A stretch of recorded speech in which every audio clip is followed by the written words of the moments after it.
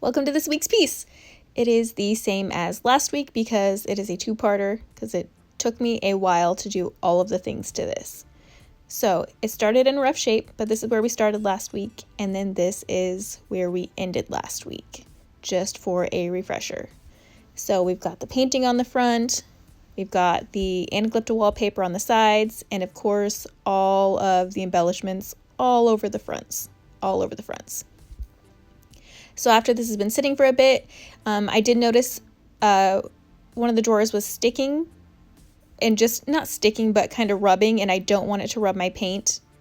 So I just take my little sander, and I always sand underneath the inside of the frame.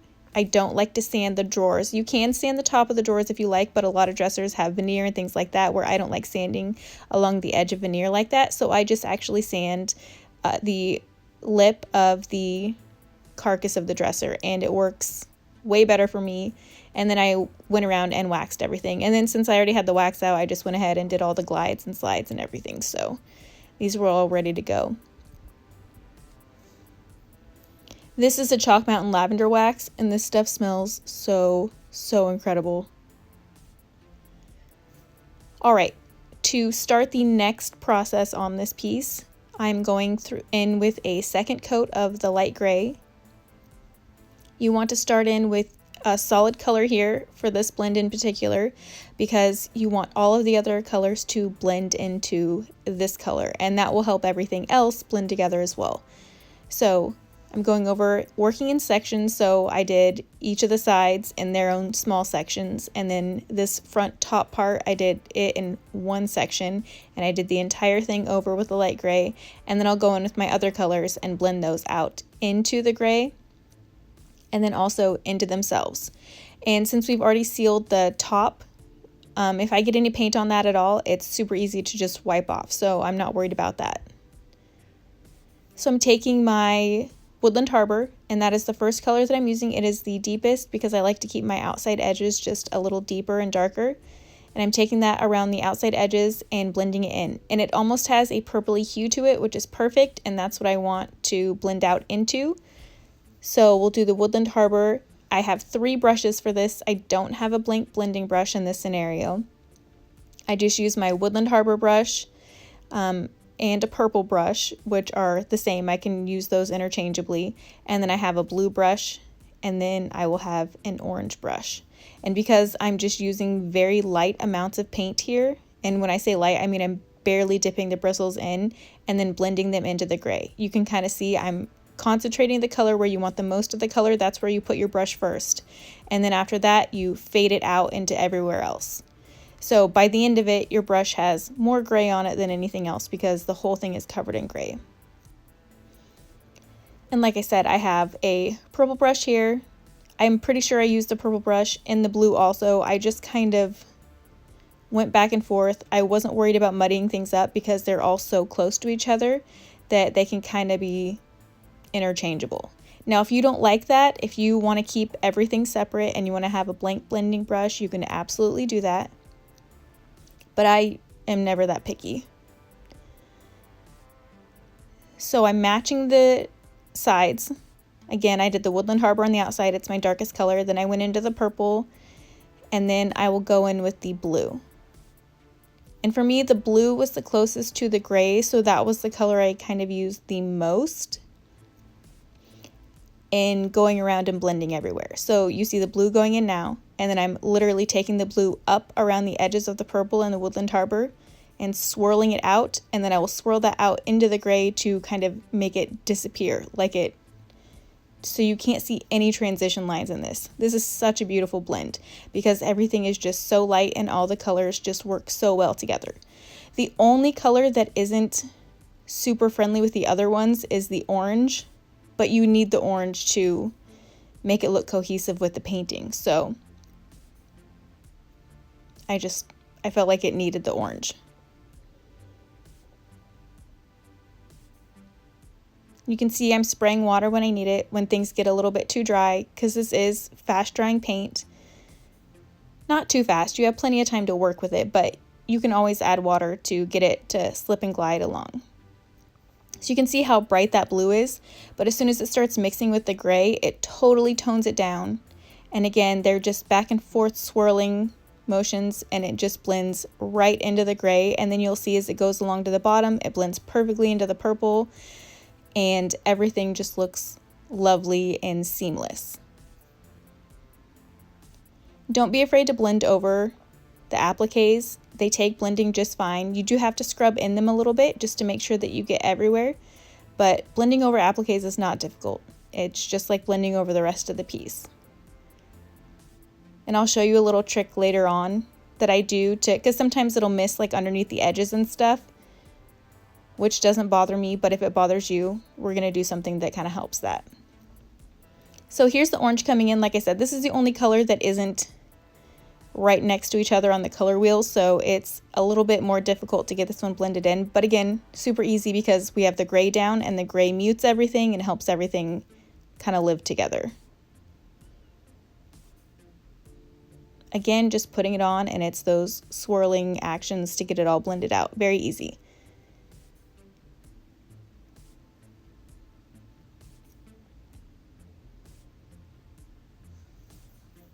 And you're just doing this to your satisfaction. Wherever you want to put a color, put a color. Wherever you think that it should go, or wherever's going to make your heart happy, that's where you need to put it. This isn't, I mean, to me, there's nothing crazy, scientific, anything about it. It's just, oh, I think this will make me happy if I see it here, so that's what I'm doing.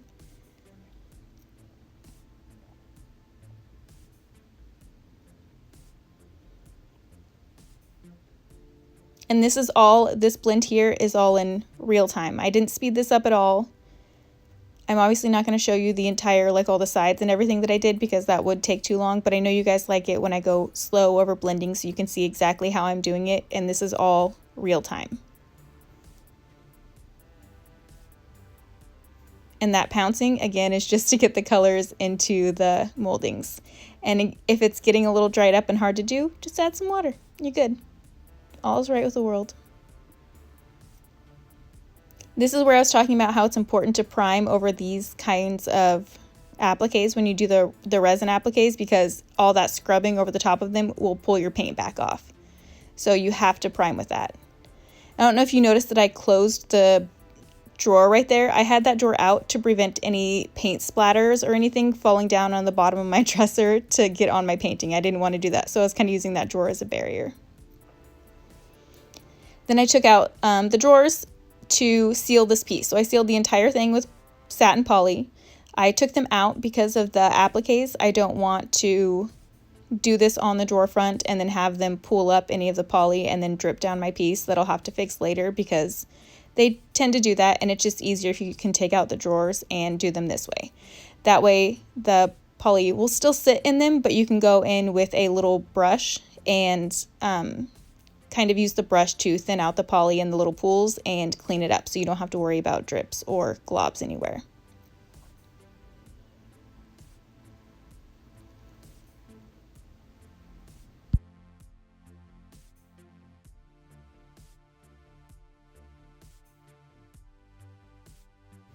Once the poly is dried everywhere, this is the time that I go around and do the drawer lips. So they don't match currently. I just go through with my gray paint, and it's the same thing. I do the gray paint, and then I take similar colors. This does not match perfectly to my painting. Around the edges there's more purple, so I just did purple there. In the centers there's like the yellow and orange, so I did some orange there, and then back out to the purple. I didn't make this match. I didn't draw tree limbs on the inside. I painted it with the drawers in so I can see everything that I'm going to see with the drawers in. So I wasn't worried about that. I was just getting something similar so that when you open the drawers, it looked finished. Now, this is going to be a glaze. I'm taking my Chalk Mountain Satin Poly, a bit of the silver glazing dust, and then a bit of the shimmer white glazing dust. You mix this in, and this is going to create just the most ethereal glow over the top of this. And then I wanted to tone it down just a bit with a little bit of white paint, so that's what I did. This gives you, oh, it's just so pretty. So you can kind of see it here, and I initially was putting it on with a synthetic flat brush and doing back and forth strokes, but because it is a metallic, you can kind of see the strokes going back and forth, and I didn't want that. I didn't want to see those kind of brush strokes. So then I changed it up and went in with one of my Chalk Mountain brushes, one of the natural bristle brushes, and I did swirls everywhere. I used such a light touch, I can't even tell you. And remember, this piece has already been sealed, so if you do something that you don't like, you can always wipe it back off. But I ended up loving this once I started just doing a really, really soft, subtle swirl technique with this big, it's like a larger boar bristle brush. And oh my goodness, it looked so good. So it still gave me all of the shimmer shine without any of the weird brush strokes. And then to add extra details, I took my Rub and Buff in black, and then I of course filled in the little keyholes because those have to be dark. It would be silly if they weren't. They're supposed to look like holes there. I don't want them to, I mean, they're fake, but they don't need to look that fake. And then I went in with my gold Rub and Buff, and then I hit all of the appliques. Now, if you want these to stand out more, you can of course add more and make sure you hit every single point on these. Or you can do another glazing dust, like a gold glazing dust with poly, and paint it on. I know you guys have seen me do that too, but I just wanted this to be on here and kind of subtle, just like the finish. So you can see it, it helps it stand out more, but it's not overwhelmingly gold, if that makes sense.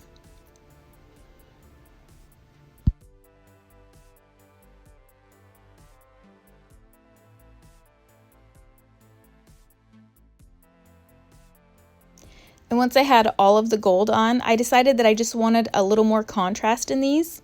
So I took my blue sealing wax. This isn't a gilding wax, it is just a sealing wax. And I went around all of the appliques to give it depth because it's much darker. And I put it on over the drawer because it will tint your poly just a little bit, even though you're wiping it back. If you get too much on there, you don't like the way that it looks, you can use clear wax and it will totally take it off. So here I loved how it looked over the blue section, the applique on the left. I thought it looked so lovely because that had the blue there. Now I didn't like it on the one on the right because that was where we put the orange and I thought it was just too much. So I took my clear wax and I went over that and tried to get out as much of the blue as possible. I left a little because I still wanted contrast, but I didn't like the amount of contrast that it had against the orange. So here I'm taking purple because I realized I didn't like it when it was different colors. So I'm taking my purple wax and I'm putting that around the appliques that had purple behind them. So now I'm just taking them and kind of choosing the color that I think will look best around the appliques to help them stand out but not be too crazy. Now you can put this wax over the Rub and Buff and it will leave it alone if you've let the Rub and Buff sit overnight. However, on the orange ones, because I worked at it so long trying to get the blue out with the clear wax, I did scrub off a lot of the gold, and then I'll have to go back in with the gold and kind of redo that. But I didn't have to redo the gold on any of the other ones because I just put the wax on and wiped it back and it was easy peasy. I didn't do any scrubbing action. So then that will all harden up and you won't have to worry about it. I found these little drop pools on Amazon and I just thought they were so lovely and they matched just beautifully. So this is the route that I took with those. I love drop pools. And then the top again has been sealed with 3 coats of poly by now, but I am also adding an extra layer of wax. You can use any wax over the top of poly if you choose to do this step. It just gives an extra layer of protection and I feel like it protects more with moisture. So poly, I think on the tops of things is the safest, best thing to use. However, if you do poly and then a coat of wax, then if somebody sets a wet glass on top of it, it's got that much more protection from getting a water ring. So that's why I do wax on top of this. I did blue wax because it was out and it gave it a little tint of blue, but I wasn't worried about that. Like I said, if you want to use clear wax, that's totally fine. But put it on, wipe it off, and then it will be cured just like any other wax. So here, like I said, because I buffed those ones so much to try and get the blue out of them, I'm just adding a little bit more of the gold Rub and Buff to make those stand out again.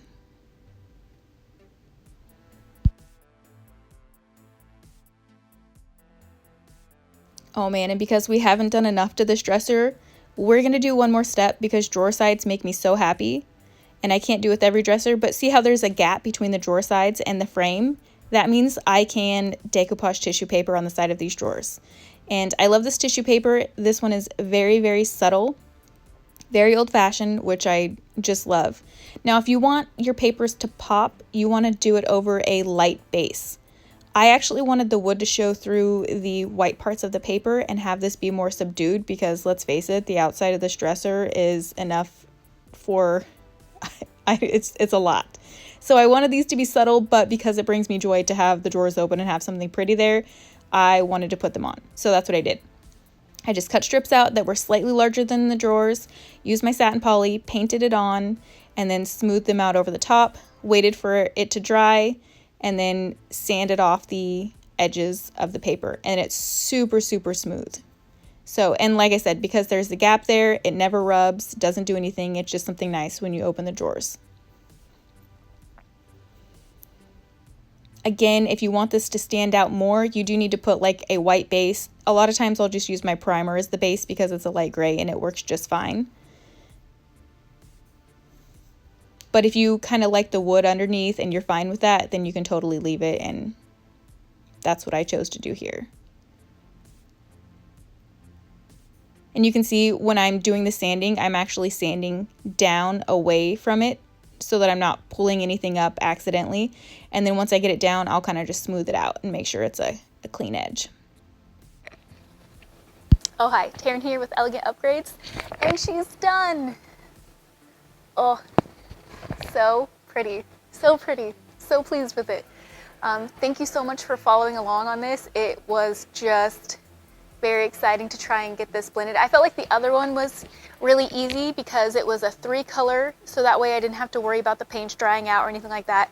It was a faster painting for me to do in that regard.